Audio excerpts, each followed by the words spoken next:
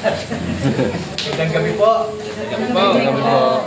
Akala ko po, ang plano ko sana ngayon ay mga tanong kasi doon sa wala na kasi no? Mga tanong sa negosyo. Maganda ng ating bigyan ng kasagutan. No? Ang natatanda kong tanong doon ay bakit si Judas ay hindi naligtas? Nung magkasala, ay tila si Judas naman ay nagsisi. Bandang huli. Mantalang si Pedro, 3 beses na ikinaila ang Panginoon, nagkasala din, ay naligtas. Kasi si Judas, malinaw na sinabi ng Panginoon kay Judas na maigi pa sa kanya ay hindi na ipinanganak. So, malinaw talaga yung talatang yon ay nagpapaalala na si Judas ay hindi naligtas. So bakit parehas nagsisi? Parehas nagkasala. Mukha namang parehas nagsisi. Bakit ay siya naligtas, ang isa hindi? No?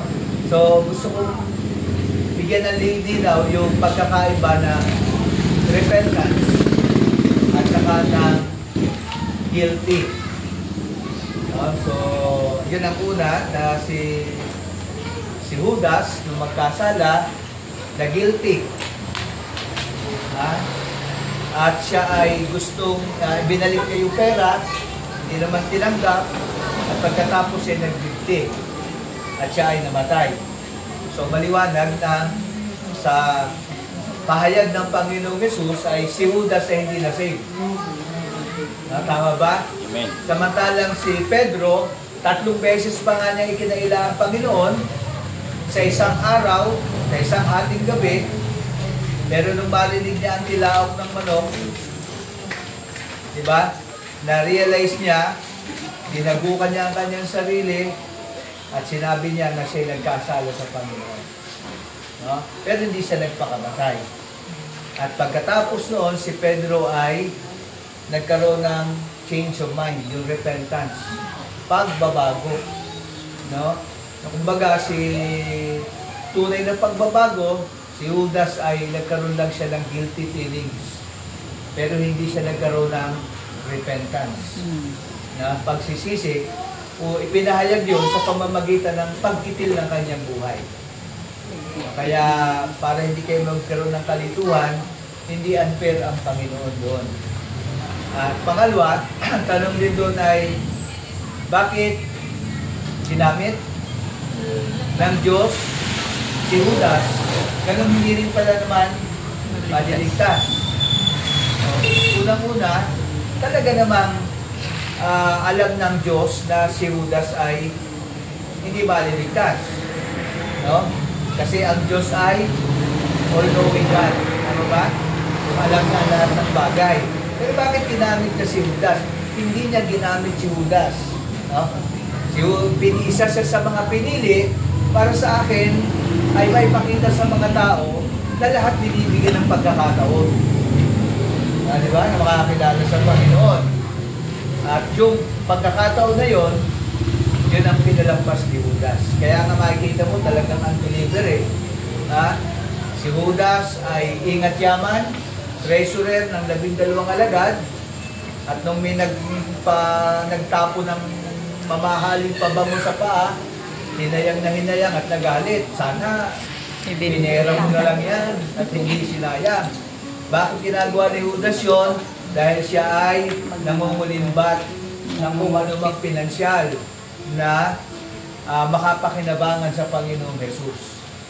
Kaya huwag maging Judas, maging maingat sa mga bagay-bagay na ganon. Okay. Ngayong gabi, siguro ay nasa isip kong ibahagi yung mark of strong faith na natin pinag-uusapan ng pagdating sa pananampalataya.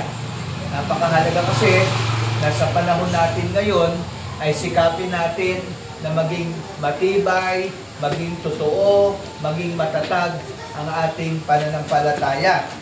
Dahil hindi maikakaila, we are living in an hour of great confusion, no? Great spiritual deception and increasing loneliness. Ang panahon natin ngayon, kitang-kita na natin na ito yung panahon ng great confusion. Ano ibig sabihin ng confusion? Yung panlilito, no? Panliligaw. No? Maraming nagsasabing Kristiyano, pero ang totoo, professing Christian. Naalala niyo yung kwento ng Panginoon na nagasip ng mabuting binhi. Kinagabihan, ang kaaway ay nagasip din ng panirang damo. Nung sumibol ang mabuting binhi, sumibol din ang panirang damo. Takang-taka ang mga manggagawa sa bukid. Bakit mabuting binhi ang itinanim, ganoon na may sumibol na masamang damo. Ay ang hirap pa naman ng kasabihan ng Pilipino. Ang masamang damo, matagal mamatay. No?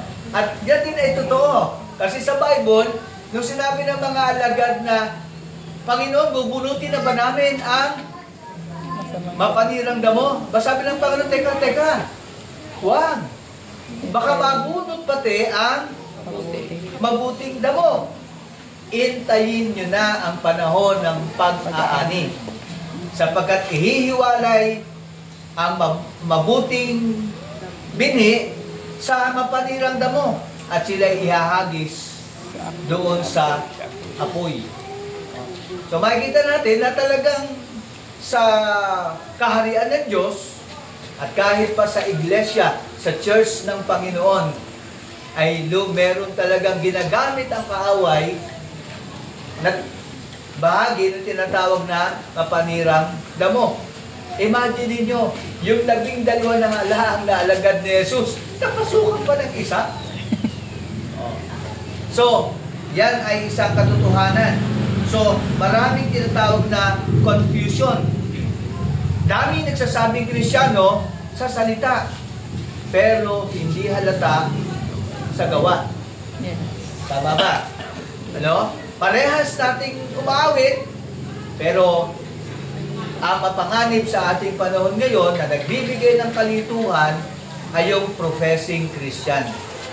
They profess to be a Christian, and yet they are not Christian. Paano natin malalaman yon? Mahirap malaman. Pero dadating ang panahon ng pag-aani. Ang pagbabalik ng Panginoon. No? At lahat ng professing Christian. Ibig sabihin ng professing Christian. Kung maalala nyo po, inihalimbawa yun ng Panginoon sa naghasik ng binhi. Natatandaan nyo po yun. Una, nahasik sa tabing daan, tinuka ng ibon, wala. So, hindi talaga Christian yun. Kahit na anong gawin, sa bahagi na ng salita ng Diyos, ini-ignore. Dahil hindi naman talaga mananampalataya. So, yun ay mga talagang walang Diyos. Sabi ko nga, alanggad. Yung pangalawa, nahasik sa... Saan po nahasik?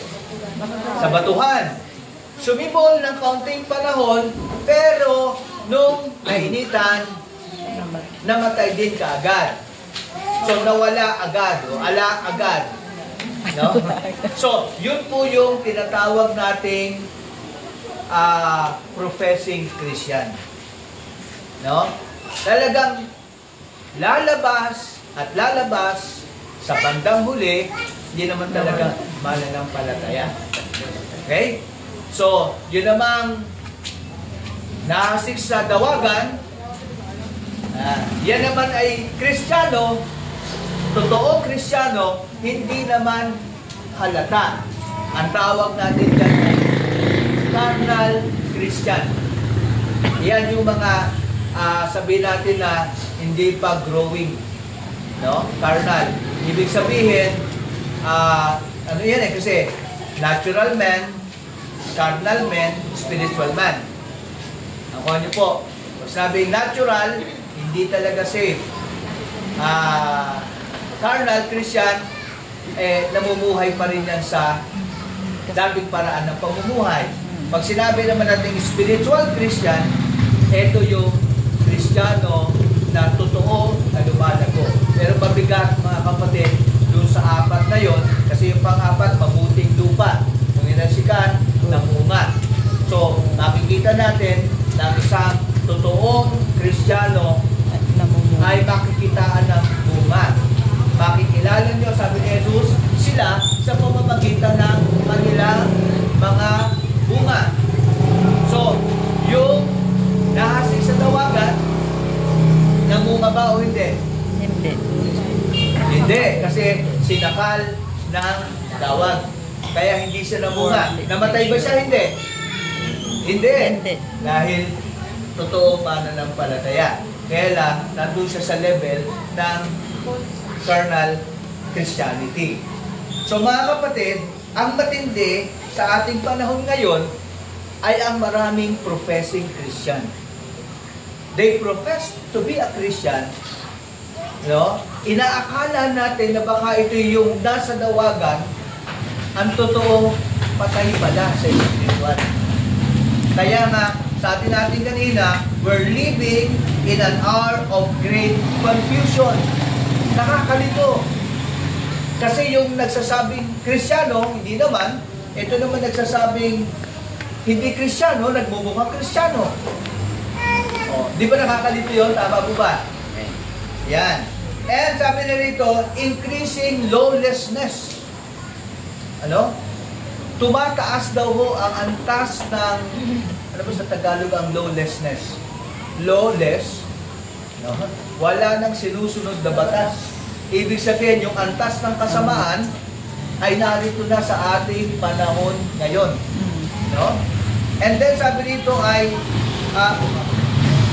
increasing lawlessness, spiritual deception, pandarayang spiritual. Kaya napakarami talaga sa panahon natin ngayon na pag hindi tayo naging maingat, hindi tayo naging mausisa, ano, ay pwede tayong madaya.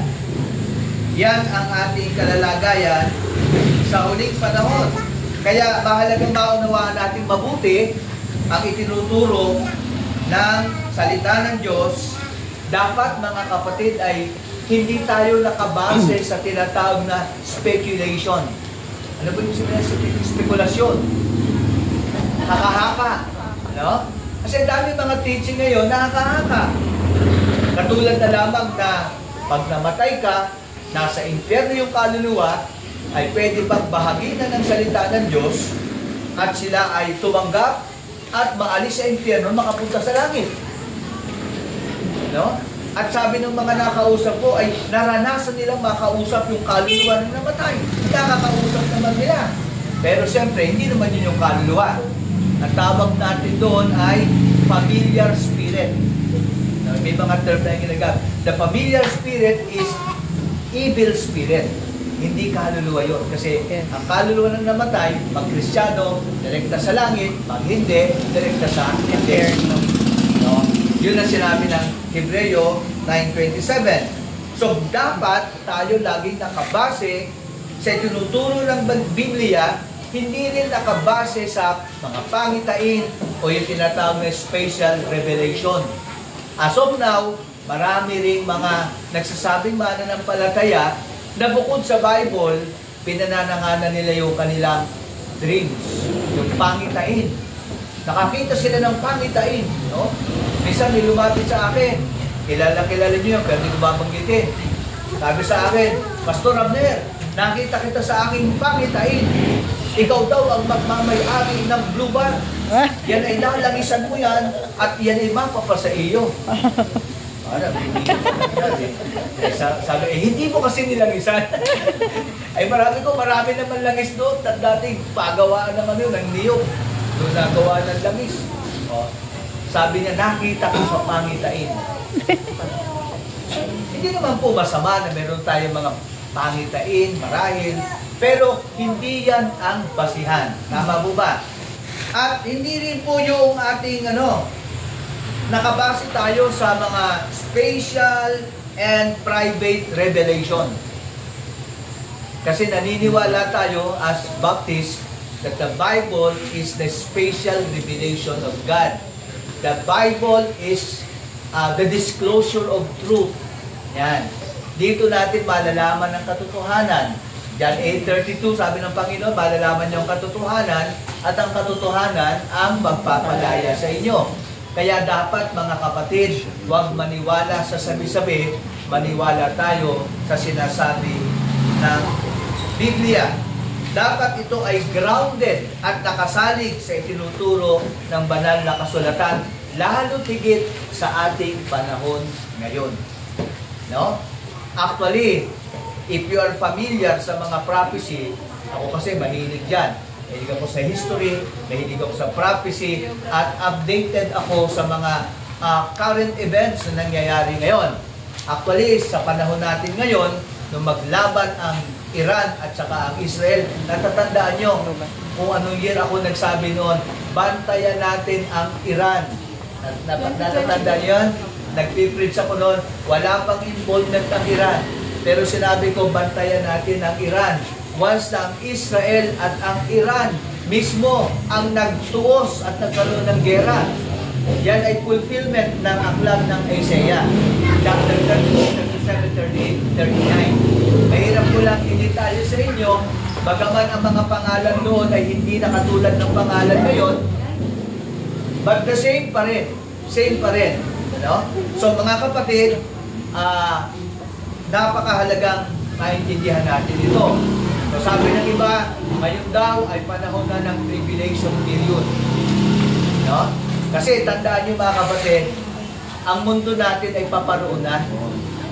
Binubuo na yung tinatawag na one world government. No? Kaya ngayon, di ba, may mga allies, no? Magkakampi-kampi. So, ang magkakakampi ang Russia, China, North Korea, basta yung mga communist country. Pero yung gulong yan, abangan ninyo, yung nangyayaring gera ng Israel at saka ng Iran. Tingnan nyo kung gaano kalaki ang Israel, gaano kalaki ang Iran. No? Pero ngayon, tila sumusuko na ang Iran. No? Ganun talaga ang kapangyarihan ng Diyos. Not by might nor by power, but by my spirit. Sa ngayon po, ay hindi natin alam ang totoong balita, pero sinabi na ng Diyos yan, hahatakin niya ang Magog. Yes. Sa pangunguna ni Gog. Yan, nasa Bible yun, Magog at si Gog. Yung Magog ay ang bansa ng Russia at yung Gog ay yung pinuno noon. Hahatakin niya papunta sa Israel kasama ang Persia, ang Iran at ang mga karating na bansa at kanilang pagtutulong-tulungan ng Israel, pero hindi sila magwawagi. Kaya sabi ng Panginoon, yung lahat ng mga sandata na dinala ng mga kalaban ng Israel ay pupulutin nila at yun ay magiging sapat na panggatong, sabi ng Ezekiel, sa loob ng 7 taon. Bakit 7 taon? Kasi ang Israel at ang mga Hudyo, mahiiwan sila sa time ng tribulation period. So tayo ngayon ay nasa dulo na ng tinatawag na panahon ng church o ng church age period. Nasa huli na tayo. At mga kapatid, isang bagay lang gusto kong bigyan ng introduction, ano, sa ating, gusto ko kasing magturo uli nito. No? Ang tanong ngayong gabi, has the final prophecy before the rapture already been fulfilled? Yung bang final prophecy, yung bang huling propesya, no? Bago dumating ang rapture, ay nangyayari na ngayon. Dami mga prophecy fulfilled ngayon, mga kapatid. Napakarami pong nangyayari fulfillment ng prophecy. Pero alam nyo, kung meron pong isang prophecy na dapat mangyari bago maganap ang rapture, ay itong ating bantayan. No? Gusto nyo ba bang malaman? No, tandaan ninyo, yung rapture ay special event na mangyayari sa mundo kung saan si Jesus ay bababa mula sa langit, pero hindi siya tutungtong sa lupa. Doon lang siya sa ulap at tayo ay sasalubong sa kanyang mga Kristiyano doon sa ulap, patay man o buhay. Ang tawag po natin doon ay rapture. Galing sa salitang Latin na rapere, nang ibig sabihin ay pagdagit. So lahat ng Kristiyanong totoo ay dadagitin doon sa rapture. Kaya lang, ito nga ang problema ng churches ngayon. Ito ang problema ng maraming churches ngayon. Ang churches ngayon, punong-puno ng tinatawag na professing Christian. Kaya mga kapatid, sa tingin ko, napakailang po na tiyakin natin. Tiyakin ninyong mabuti kung kayo ay nasa tamang kaugnayan kay Jesus. Pakinggan niyo po itong aking babasahin sa 1 Thessalonians. Mga kapatid, ibig nating malaman ninyo ang katotohanan tungkol sa mga namatay na nang hindi kayo nagdadalamhati tulad ng mga taong walang pag-asa. No? Naniniwala tayong si Jesus ay namatay at muling nabuhay. Kaya naman, naniniwala tayong bubuhayin din ng Diyos ang lahat ng namatay na nanalig kay Jesus upang isama sa Kanya. Ito ang aral ng Panginoon. Kaninong aral yon? Hindi kay Pastor Abner yun, ha? Hindi ko nakakahaka. Hindi spekulasyon. Yan ay nasa Revelation. Sabi niya, ito ang aral ng Panginoon. At sinasabi namin sa inyo, pagparito ng Panginoon sa kanyang second coming,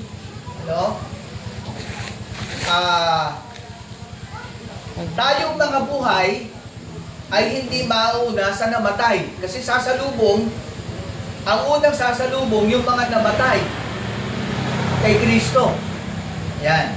Hindi tayo mauna sa mga namatay na. Sa araw na iyon, pagbabalik ni Jesus, kasabay ng malakas na sigaw, utos, hindi natin alam kung ano isisigaw ng Panginoon. Pero alam nyo, si Jesus ay ilang beses nang sumigaw.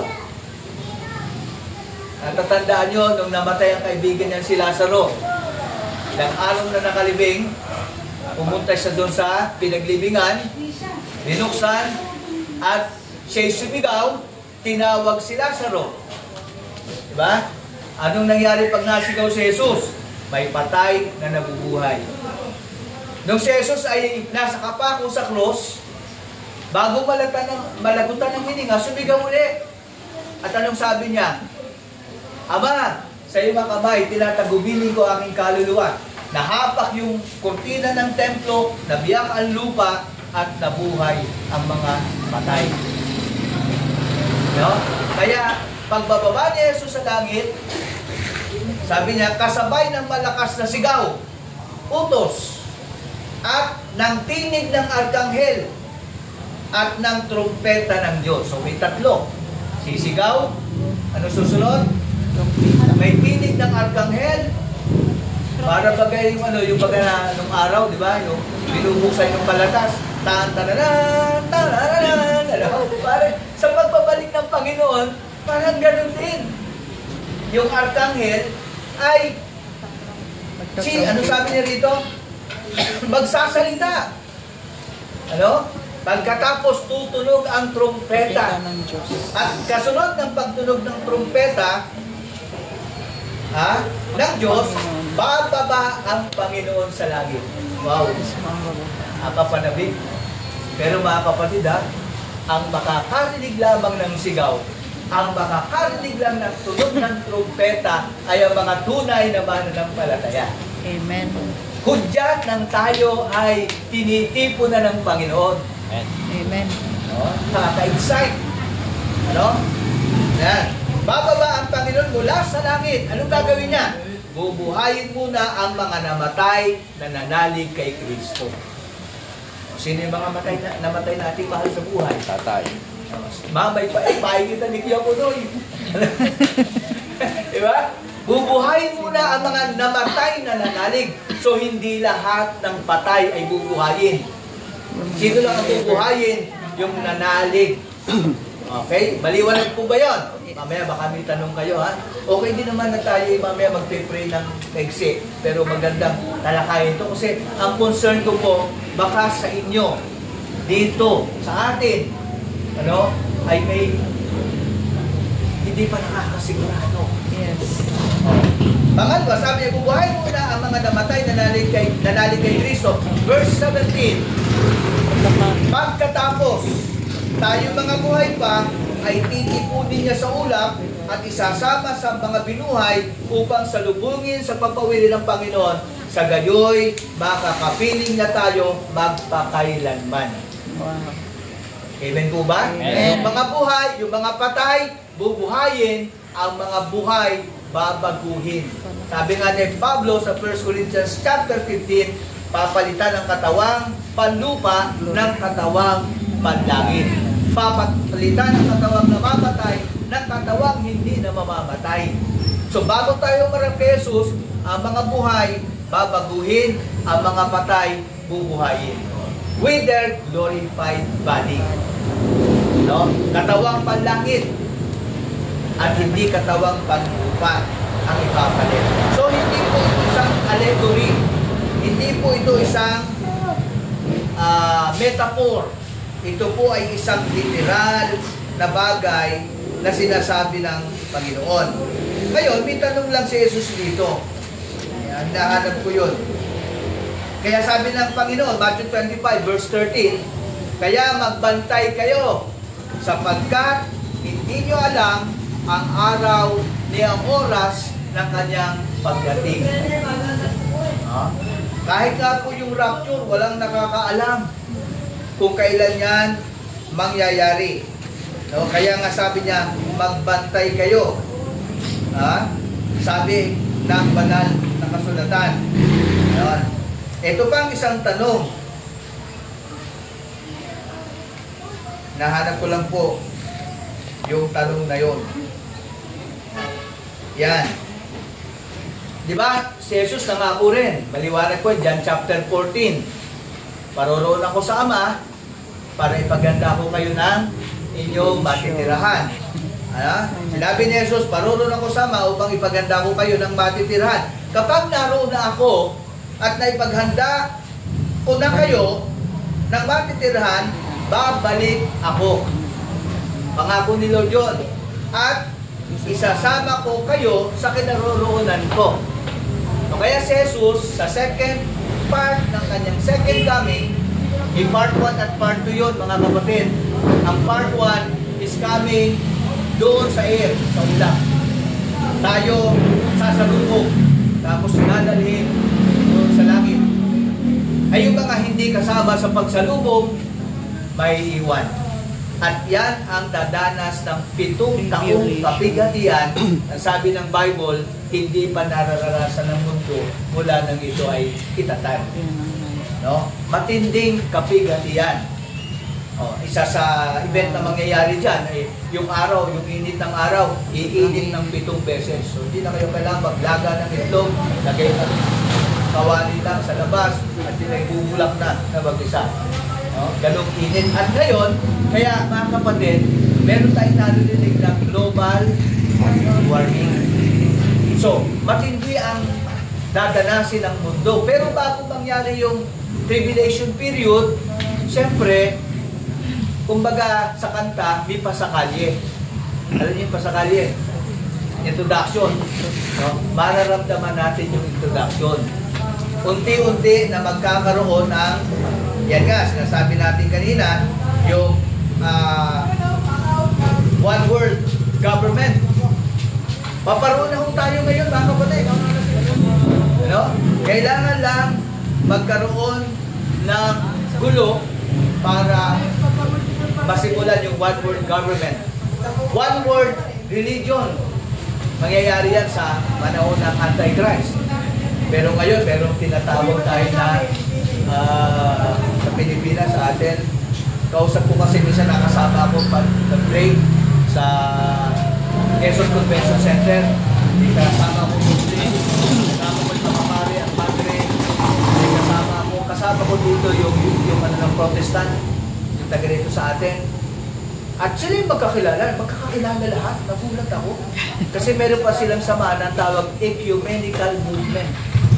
The ecumenical movement is samahan ng ibang reliyon na sila ay nag-unite. Tawag dyan ay ecumenical. Kaya mga kapatid,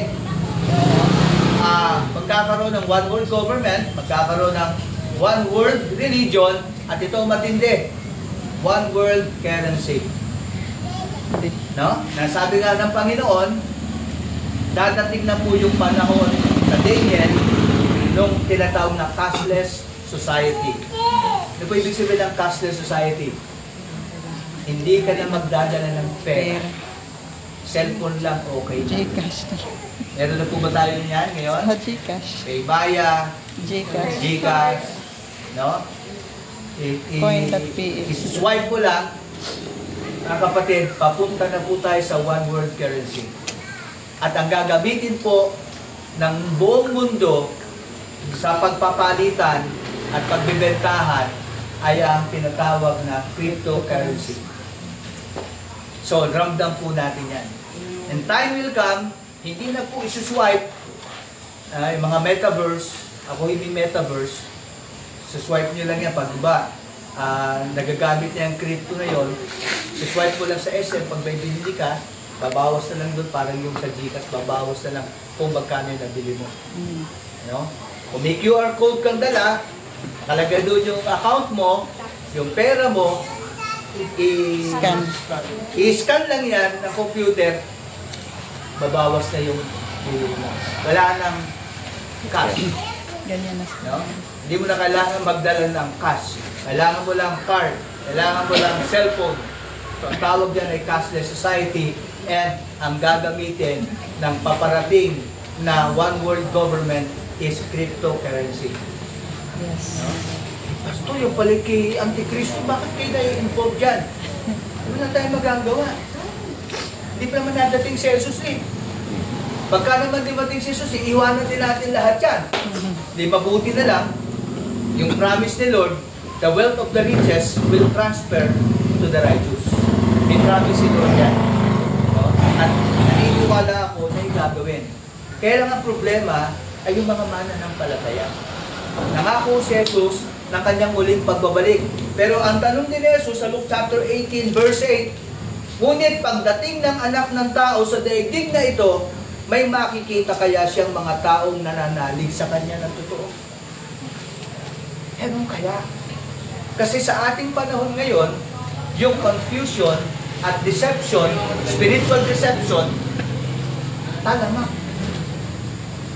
No? Talamak. Bakit? Wala na yung tunay na pananampalataya. Ang marami sa mga visible churches, mga Christian churches, ay, ang tawag natin doon eh, no? Professing. So, we need to be sure, mga kapatid, na sigurado na ikaw ay totoong mananampalataya. Because, sa time ng rapture, most Christian na nagsasabi, kasi marami ng professing and true Christian will miss the rapture. Hindi nila mararanasan ang rapture at hindi sila makakasama sa rapture. Why? Because they are not genuine.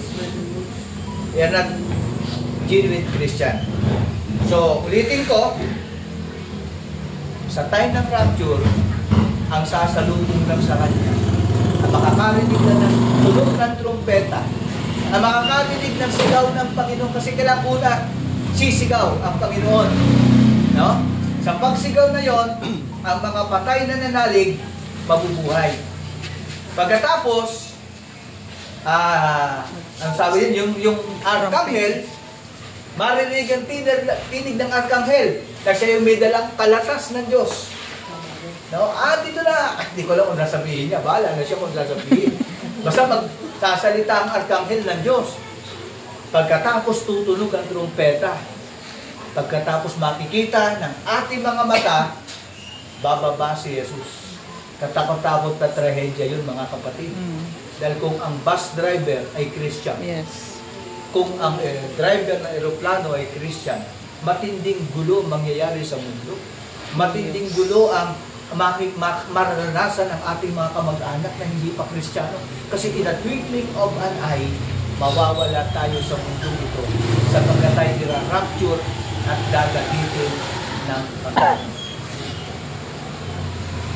So anyway, kung meron man at sana'y wala na may maiiwan, dahil akala mo, pakiramdam mo, na tumanggap ka naman sa Panginoon, save ka, that's greatest confusion.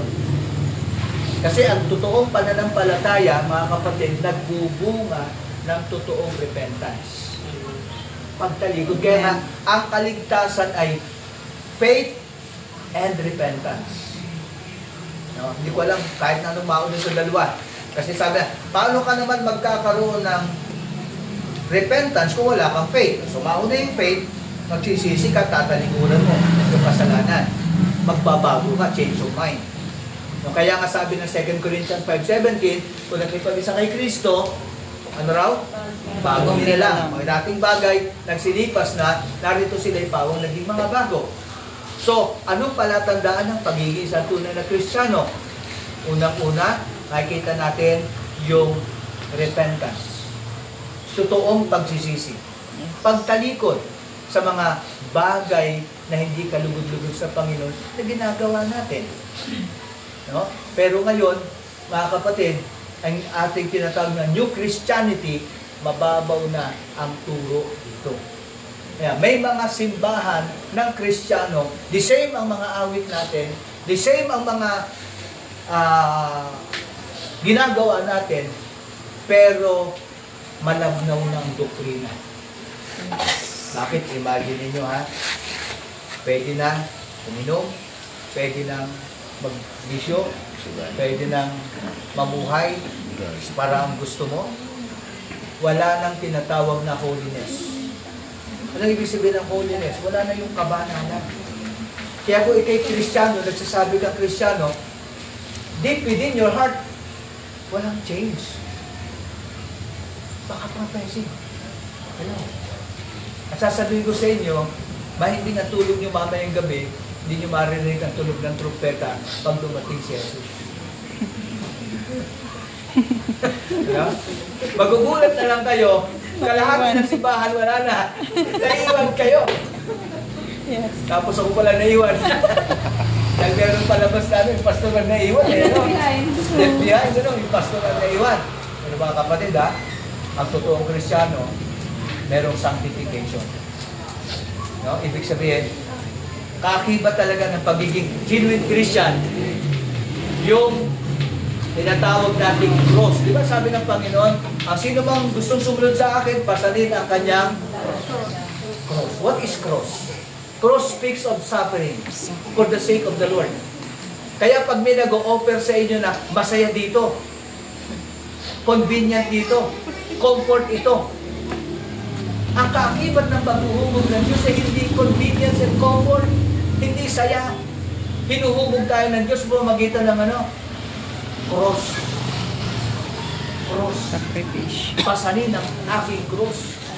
Kaya mga kapatid, sa ating panahon, very dangerous because a lot of visible churches, they are compromiser. They are not genuine Christian. Because ang totoong Kristiyano, tandaan ninyo, may mga cross tayo, pero patuloy tayong kakapikilon. Ulitin ko, lagi ko sinasabi, God is interested in your character rather than in your comfort. Mas importante sa Diyos hubugin ang ating character kaysa ating saya. No? Tandaan natin lahat yun. No? Pwede tayo maging masaya kahit tayo may pinagdadaan ng cross. Kahit tayo may pinapasang cross, pwede kang maging masaya. Kaya ang matured Christian, kaakibat ng ating pananampalataya, lagi tayong may problema. Kaya hindi totoo yung ang buhay ng Kristiyano ay masayang tunay, masayang tunay. Hindi totoo, mga kapatid. Kaya pag may nag-o-offer sa iyo ng puro saya, antikristo yun. Professing Christian yun. Kasi hindi yun ang paraan ni Jesus. Sabi nga ng Panginoon, ang ibig sumunod sa akin, pasanin ng cross. Ang gustong mamuhay sa kabanalan, magtaranas ng pag-uusig. So, ang kailangan talaga, holiness. Pagiging makadiyos sa paraan ng pamumuhay. Kapatid, yan ang napakagandang paalala. Kaya nga, sa pagdating ng Panginoon, mga kapatid, ito, sabi ko nga, naluhalo ko, pero mamaya, baka may tanong kayo, tanongin niyo ko, ano? Ang tanong natin kanina, ano ba ang dapat nating abangan? Na prophecy, bago dumating ang rapture. Walang nakakaalam ng rapture. Pero kasunod ng rapture, pag-ago sa mga Kristiyano, yung tinatawag na tribulation period. Yung mga maiiwan, doon na idilarawan ng Panginoon kung ano mangyayari sa mga maiiwan, matinding kapighatian. Yes. No?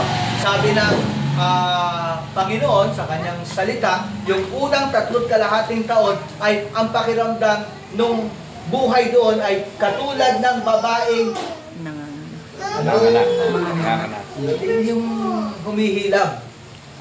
Labor. Nagle-labor. Ako'y wala pa nakita nagle-labor na nakangiti at wala pa ako nakita gayon. Gano'ng kahirap yon, mga misis? Mahirap ka, President? Pero ang matindi, mga kapatid, yung last 3.5 ng 7 taon. So, walang sign ang rapture kung kailan mangyayari. Kailan darating yun. Pero, may sign ang tribulation. Hello? So, ibig sabihin, magkadikit lang yun. Pag may sign ng tribulation, yun na rin ay pwede maging sign ng rapture. Tama po ba? Kaya sabi ng Panginoon, uli, si Pablo, 2 Thessalonians 2:1-3, ito pang inyong maigit. Listen to this. Very careful. No? Tungkol naman sa pagparito ng Panginoon. The second coming. Tama po ba? Yung second coming, rapture, pagkatapos ng 7 taon, bababa niya sa lupa, maghahari, revelation. Huwag munang pag-usapan yung revelation, doon muna tayo sa rapture. Sabi dito, tungkol naman sa pagparito ng Panginoong Jesucristo, at pagtitipon niya sa atin, ano yung pagtitipon niya sa atin? Rapture. Titipunin kasi tayo ng Panginoon sa alapaap, sa udak. So, kaya sabi niya, meron palang sign ng rapture. Diba? Tungkol naman sa pagparito ng Panginoon at yung pagtitipon niya sa atin sa ulap, pagtitipon niya sa atin, ipinamamanig ko sa inyo. Ano yung sabihin pinamamanig? Pinapakiusap ko sa inyo. Ipakiusap ni Pablo sa atin, pakinggan niyo ang pakiusap. Pinapakiusap namin sa inyong mga kapatid, huwag kayong magugulat o mababahala sa balitang dumating na raw ang araw ng Panginoon. Yung araw ng Panginoon, ang tinutukoy niya ay tribulation period. Kayo magugulat na dumating na raw ang tribulation. Ngayon na ang tribulation. Huwag kayong magugulat. Sabi rito, huwag kayong maniniwala. Kahit sabihin nilang ito'y hula o pahayag. Huwag kayong maniniwala. Hoy, ngayon tribulation lang. Kita mo, ang hirap na ng ano. May global warming na, may cryptocurrency na, at kung ano-ano pang mga prophecy. Nangyayari na ngayon. Sabi niya, huwag kayong maniniwala kahit sabihin nilang ito'y hula o pahayag o kaya'y sulat galing sa amin. Sabi ni Pablo. No? Verse 3, huwag kayong padaya kanino man sa anumang para sapagkat ito'y hindi darating. Ang tribulation ay hindi mangyayari, ang rapture ay hindi mangyayari, malibang maunang maganap ang pagtalikod. No? Mangyayari muna yung pagtalikod, mamaya ko bibigyan ng pansin. At mahayag ang taong makasalanan ang anak ng kapahamakan, the son of perdition. So, sabi rito, let no man deceive you by any means, for that day, referring to the great tribulation, yung araw ng tribulation at pagtitipon ng Panginoon sa atin shall not come, hindi siya darating, except there come a falling away first. Meron munang mangyayaring falling away.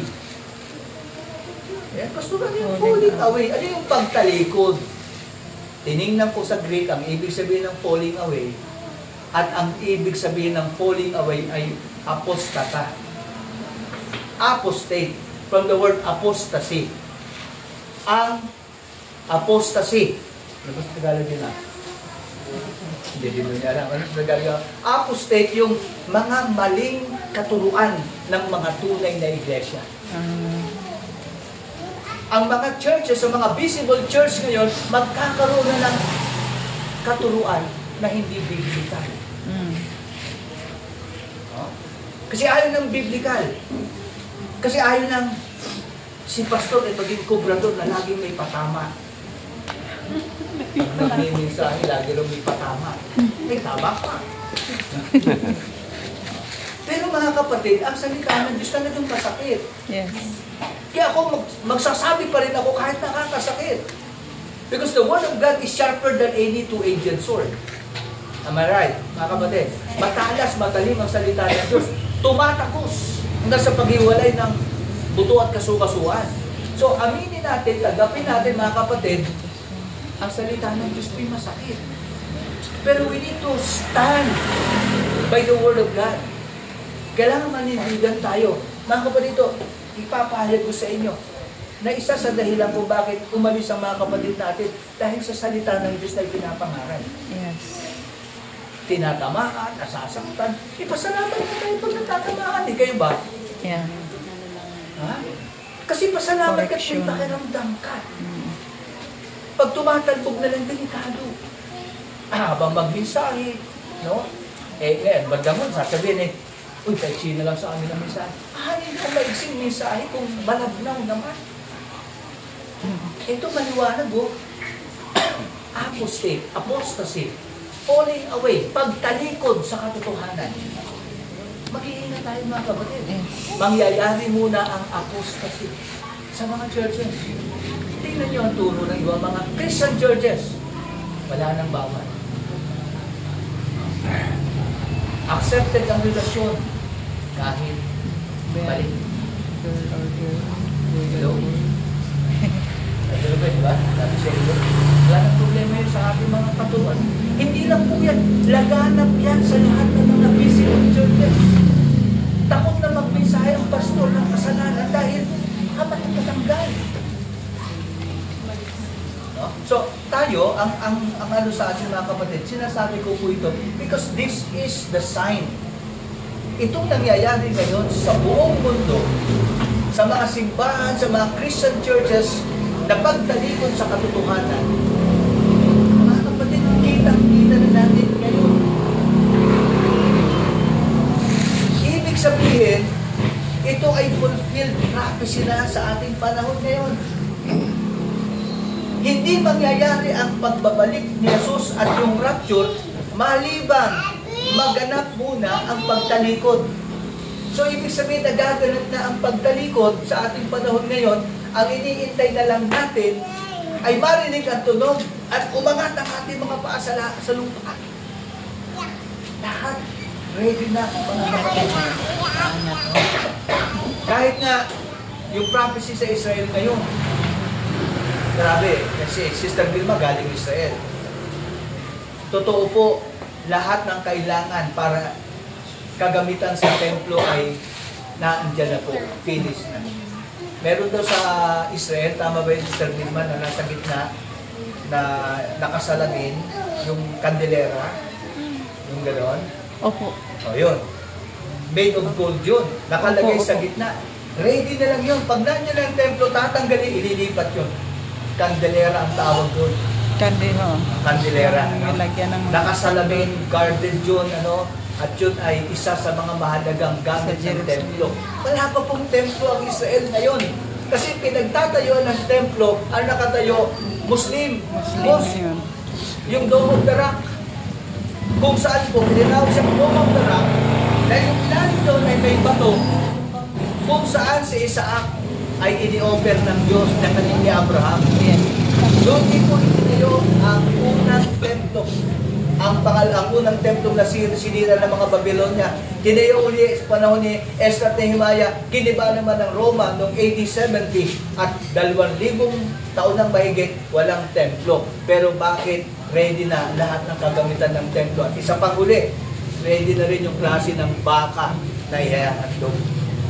Yung kulay pulang red heifer na tinatawag convention. Sa loob ng 2,000 taon, walang lumalabas na ganung baka. Pero ngayon, meron ilang baka yun. Nakikita natin. 5 baka. Blemish yung dalawa, tatlo na lang. Tatlo ay dalawa sa bakang pula na yon na red heifer na galing ng Texas. Imagine nyo galing ng Texas. Kasi sa unang paghahandog sa templo, yun, baka na yun lang ay handog. 2,000 taon, walang lumalabas na baka. Ngayon, yung 5 baka, red heifer, dinala sa Israel. 5 baka, red heifer, 2 ay hindi po pwede kasi may diferensya. Napaka-mitikulosa ng Israel. May hair na black. May hair black. Meron lang kaunting buhok na black. Hindi mo mapapansin. Pero hindi karapat-dapat yung 2. 3 lang ang nakapasa. Mga kapatid, nasabi ko po sa inyo, mabilis lang kung itatayo ang templo para yung bahay na ready ng pagdudugtong-dugtongin lang yan. So, ibig sabihin, nangyayari na po yung prophecy, yung apostasy, the great falling away ng church. Kasi, professing Christian. Ang mga churches ngayon, hindi na kung ano yung katotohanan. Hindi na yung turo ng salita ng Diyos. Wala nang kabanalan. That's the greatest falling away. Pagtalikod ng simbahan, basic church. Akala nung kasi panahon nila Martin Luther, nila Constantine, yung church ay tumalikod. Ito palang greatest apostasy. Yung mga tunay na churches, mga Kristiyano, na lumalayo na sa katuruan ng banal na kasulatan. Mga kapatid, saksi tayo sa mga nangyayari sa buong mundo. Dami na pong mga ano. No? Ito isang baka magulat kayo. Hindi ko lang may mention pero alam ko. Babagitin ko lang isang example. May kilala akong pastor. Nagpapastor sa isang simbahan sa Quezon. Kaibigan ko, malapit sa akin. Kinakasama